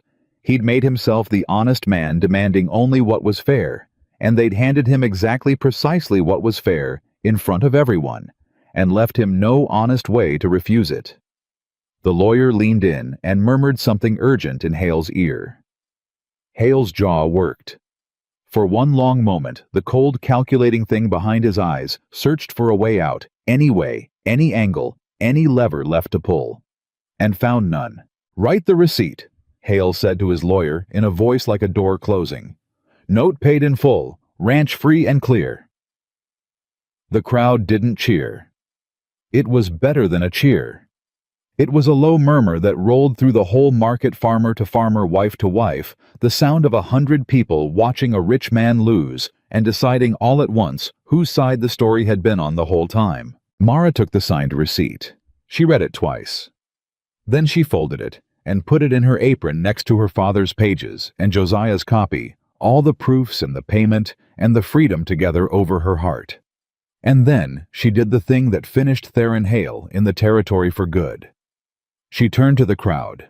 "He'll tell you Crow acted alone," she said loud and clear to the whole gathered county. "You decide. I've got my father's loan from 11 years ago, and Josiah Voss's from 10, both altered by the same hand, both squeezing an honest man till he broke. Ask yourselves how one rogue banker found the exact same trick across 11 years and 200 miles, all by his lonesome with nobody above him telling him which ranches to squeeze." She let that sit. "Then go home and check your own notes against what you signed, every one of you, and if the numbers don't match," she pointed at Theron Hale, standing frozen in his black coat, "you'll know exactly whose bank you borrowed from." She didn't have to prove it. She'd said it before she could be stopped in front of the whole territory, and now it would travel every road in Wyoming faster than any lawyer could chase it. And there wasn't a farmer in Red Bluff who wouldn't be checking his interest by lamplight that very night. Hale might beat it in a courtroom. He'd never beat it in the county. His name was finished here, and he knew it, and Caleb watched the knowledge settle over the man like the first cold of a winter he wouldn't outlast. Theron Hale turned without a word and walked back through the crowd, and the crowd did not part for him this time. They made him go around. They didn't leave right away. They sold the rest of the afternoon because the crowd that had watched Theron Hale beaten wanted more than ever to own a piece of the forge that beat him, and by the time the winter dark came down over Red Bluff, the canvas was near bare, and the coin box was heavier than Caleb had ever dreamed, and the ranch was free and clear and theirs. But that wasn't the thing Caleb remembered after. The money wasn't the thing. The thing was, this late in the afternoon, a young couple had come to the stall, newly married by the look of them. Poor by the look of them, too. And they'd stood a long time over the iron horse, the one Mara hadn't sold, the one she'd set apart. The young wife had picked it up, and her whole face had gone soft, and she'd asked the price, and Caleb had seen her husband's jaw tighten, because they both knew whatever it was too much. And Mara had watched them, and something had moved across her face, and she'd knelt down and taken the iron horse gently out of the young wife's hands and given it to Lily. "This one's already spoken for," Mara had said. "My girl made me promise it wouldn't sell." And she'd pressed the horse into Lily's hands and stood and told the young couple, "But you come by the Voss place any time this winter, and I'll make you one just like it, and it'll be my wedding gift to you, and it won't cost you a cent. Because somebody once told me the difference between a smith and an artist is the smith makes what keeps you alive, and the artist makes what makes you glad you're alive." She'd looked down at Lily holding the horse. "And I've decided I'm done being just a smith." Caleb had turned away then and pretended to count coin, because a man ought to be allowed to lose himself for a minute without the whole market watching. They rode home under a full winter moon, Lily asleep between them, with the iron horse clutched to her chest, and for a long time neither of them spoke, because there wasn't a way to say the size of the day out loud. Finally Caleb said, "You could go now." Mara turned her head. "You did what you came for." His voice was rough. He kept his eyes on the road. "Hale's finished.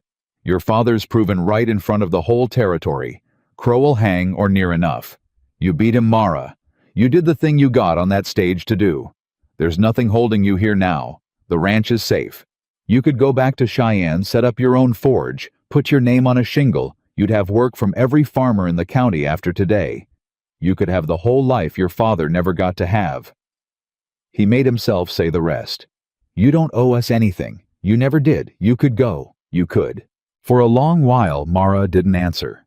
Then she reached over in the dark and laid her scarred hand over Lily's small ones, where they held the iron horse, the child between them asleep and safe and whole, and she left it there. "You want to know why I really got on that stage, Caleb?" she said quietly. "The true reason. It wasn't Hale. Hale was the reason I told myself, because it was a reason a hard person could admit to. Revenge is easy to say out loud." She watched the moonlit road. "But I'd carried those papers 11 years and never once got on a stage before. Every year I told myself I'd do something with them, and every year I didn't, because doing something meant caring about something, and I'd buried the last thing I cared about with my father." Her voice went low. "Then I read your notice. A man asking for someone to build a life on a failing ranch. And underneath the anger, underneath the revenge, God help me, Caleb, I got on that stage because I was so tired of having nothing to build." The wagon rolled on. Lily stirred and settled. "I'm not going back to Cheyenne," Mara said. "I didn't come here to win against Hale. I came here to lose against him. I was so sure I'd lose.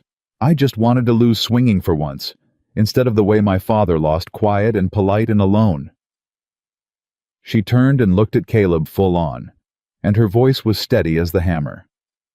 "But I didn't lose, and now there's a forge and a girl who hums and a man who blows on coals with me at 3 in the morning when the bellows are dead.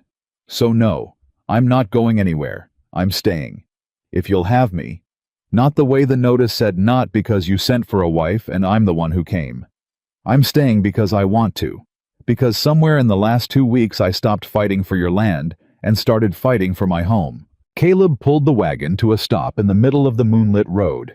He looked at this woman who'd stepped off a stage with a hammer and a dead father's grievance, and looked at his dying land like she already owned its future, and who'd turned out in the end to own something far more than the land. "Mara Rourke," he said, "I never wanted a wife. I ordered off a notice. I put that notice up because I was too proud to say the true thing, same as you got on that stage, for a reason you dressed up in anger. So let me say the true thing now, since we're done with the dressed up ones." He took her scarred hand off the child's and held it in both of his. "Stay because you want to, and I'll want you here every single day of my life. Not to save the ranch. The ranch is saved. I want you here because a home isn't a thing you build out of iron and land. It's a thing you build out of the people who choose to stay when everything's on fire." And Lily, between them, not asleep after all, opened her eyes in the moonlight and looked up at the two of them holding hands over her head, and clutched her iron horse tighter and smiled. The smile was the thing Caleb held on to through the winter, because the winter came hard, and the smile was the promise that they'd earned the right to survive it.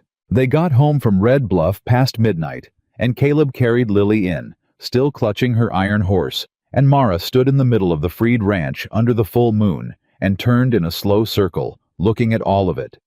The mended fences, the standing barn, the forge with its raised stack, and Caleb watched her from the porch and understood she wasn't looking at property. She was looking at the first thing that had been hers, truly hers, since a bank in Cheyenne took everything her father built.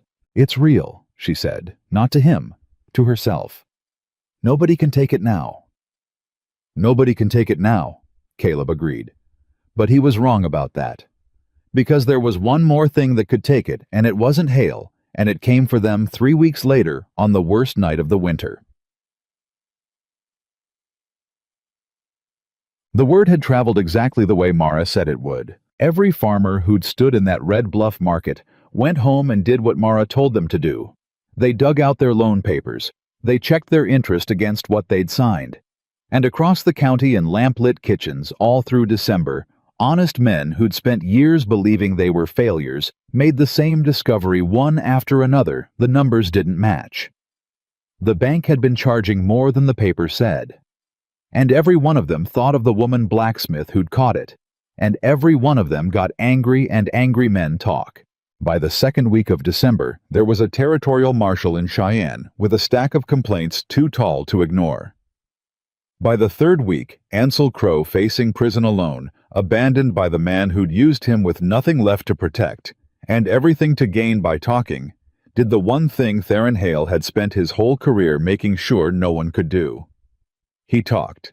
He gave the marshal everything: dates, instructions, the private room where Hale had told him which ranches to squeeze and how, names of other banks, other clerks, the whole rotten architecture of it, because a man with nothing left to lose is the most dangerous witness in the world, and Hale had made the mistake of leaving Ansel Crow with nothing left to lose.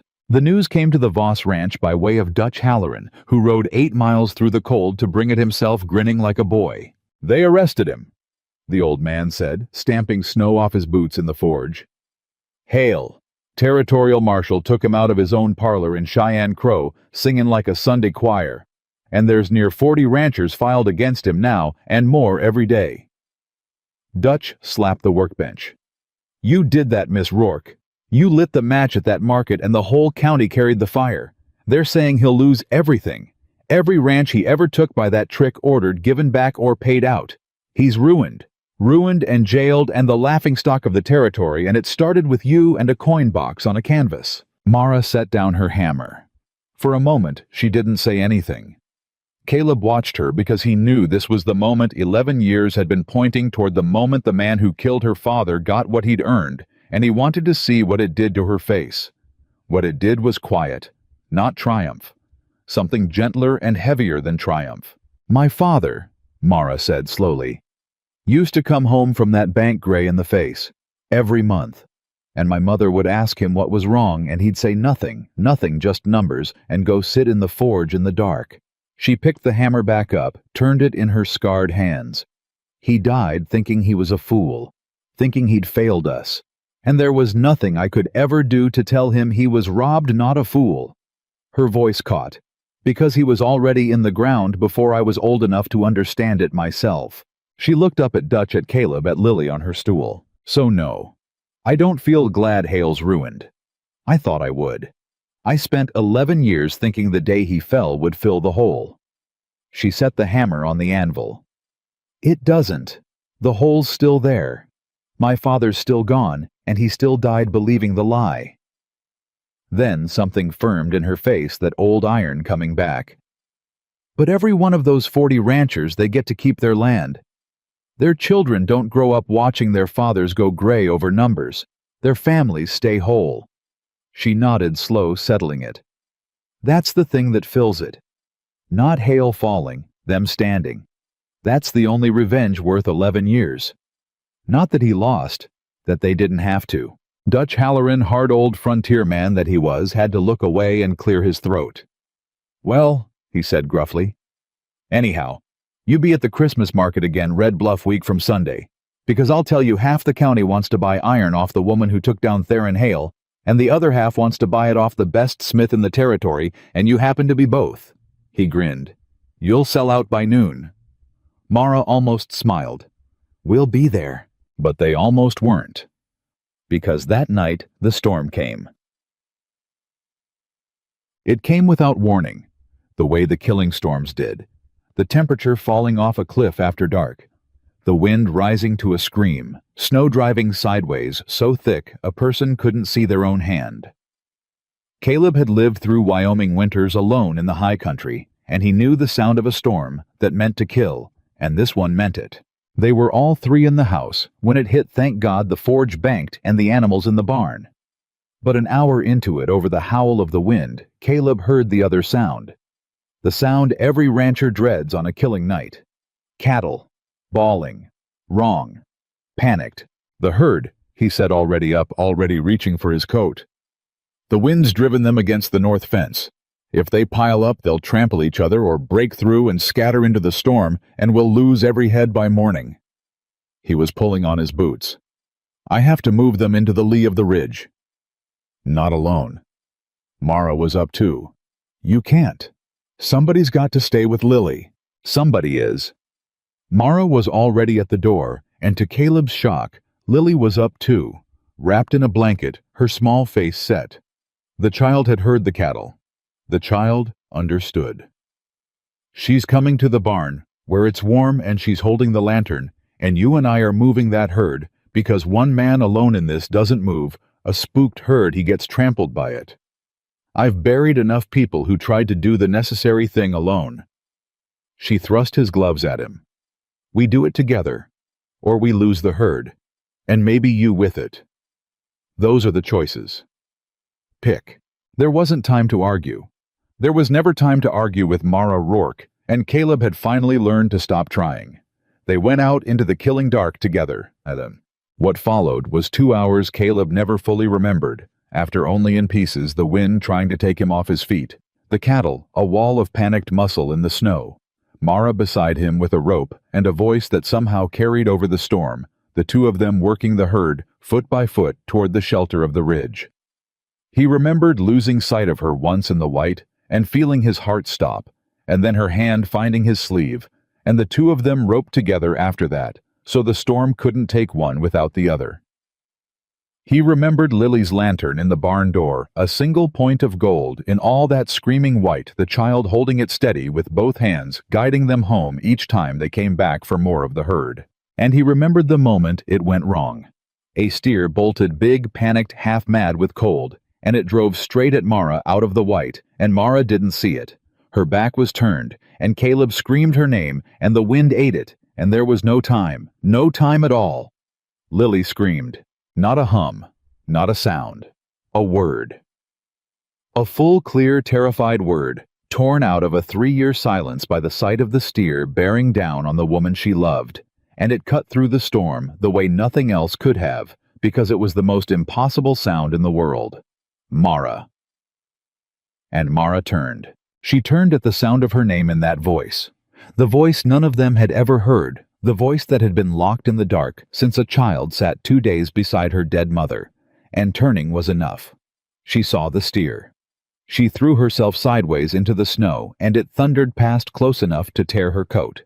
And then Caleb was there, hauling her up, and the two of them stood gripping each other in the storm, and both of them were looking at the barn. At Lily, standing in the door with the lantern, having screamed a name, having spoken. They got the last of the herd into the lee of the ridge somehow. They staggered back to the barn somehow. And when they came through the door, out of the killing wind, snow-caked and shaking and alive, Lily set down the lantern and ran to them. Ran this child who 3 weeks ago couldn't cross a room, and threw herself against Mara. And Mara went down on her knees in the barn and caught her. And the child was talking now, the words coming in a broken rush like water through a dam that had finally given way. I saw it, the cow, I saw it coming. And you didn't see I had to. I had to say, Lily was crying. The words tumbling over each other, 3 years of silence pouring out all at once.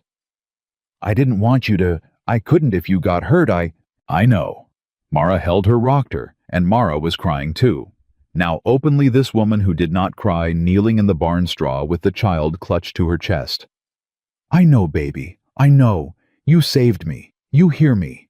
You opened your mouth after all this time, and the first thing you did with your voice was save my life. Don't leave, Lily sobbed into her neck. Don't leave, don't leave, don't, never. Mara pulled back just enough to look the child in the eyes, and she said it like an oath sworn on iron. You listen to me, Lily Voss. I am never leaving. Not tonight, not this winter, not ever. I fought a rich man, and I beat a bank, and I moved a herd through a storm that wanted me dead, and there is nothing on God's earth that could make me leave you. Do you understand? You're mine now. You and your uncle and this ranch and that forge. You're mine and I'm yours, and that's the end of it." And Caleb Voss stood in the barn door with the storm screaming behind him and watched the two of them and thought about the man he'd been 3 weeks ago. The broken man who'd posted a notice because he was out of every other idea, who'd believed his brother's dream was dead, and his brother's child was gone, somewhere no one could follow. He thought about how sure he'd been that everything was ending. And here it was. Not ending. Beginning. They married in the spring, not because a notice said they should, because on a night in March when the snow finally broke and the first green came up in Josiah's north field. Caleb had stood with Mara at the fence line, watching Lily chase the new calves, and he'd said, "I want to make it real. Not the notice. Us. I want to stand up in front of God and Dutch Halloran and this whole meddling county and say you're my wife because you chose to be and I chose you back." And Mara had said, "It's about time you asked. I've been building this home for 4 months. I was starting to think I'd have to forge you a proposal and hand it to you." They were married at the ranch in the yard with half the county there, because half the county felt they owned a piece of the story by then, and the other half just wanted to see the woman Blacksmith wed the cowboy she'd saved. Dutch Halloran gave Mara away gruff and proud because there was no one else living to do it, and when the preacher asked who stood for the bride, the old man's voice cracked when he said, "I do," and everybody pretended not to notice. Lily was there in a blue dress, and she talked the whole day, made up for 3 lost years in a single afternoon, chattering to anyone who'd listen about the forge and the calves, and how Mara was going to teach her to work iron when she was big enough. Her voice had come back rough at first, and grown clearer every week, and now it rang across the yard bright as a struck bell, and every time Caleb heard it, he had to stop whatever he was doing for just a second, because there was no music in the world like it. And in the front row, propped on a chair where the child had insisted it belonged, sat the iron horse the one Mara made in the dead of night, and never sold the one that had traveled to Red Bluff and back in a silent child's hands.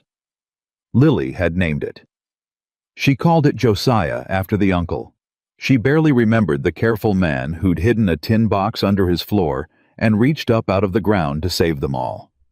The forge ran hot every day that summer, because the story had done what stories do, and now the Voss place was where you brought your broken things from 4 counties around, and where you came if you wanted something beautiful, and Mara Rourke Voss put her name on every piece she made, and was not ashamed of a single strike in any of it. She hired 2 young smiths by August, and trained them the way her father had trained her, hard honest, and with the rule that you made both kinds of thing, the kind that kept a body alive, and the kind that made a body glad to be. She never talked soft to make a man comfortable. She stayed right and unwelcome when she had to.